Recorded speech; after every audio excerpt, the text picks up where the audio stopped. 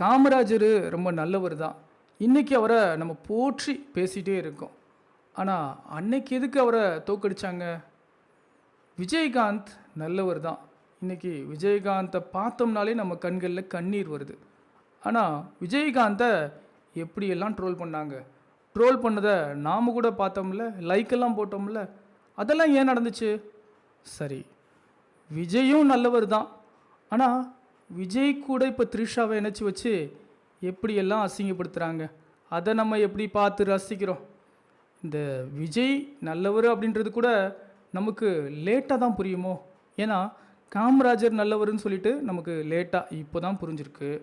விஜயகாந்த் நல்லவர் அப்படின்னு சொல்லிட்டு விஜயகாந்த் இறந்ததுக்கு அப்புறம் தான் நமக்கு தெரிஞ்சிருக்கு.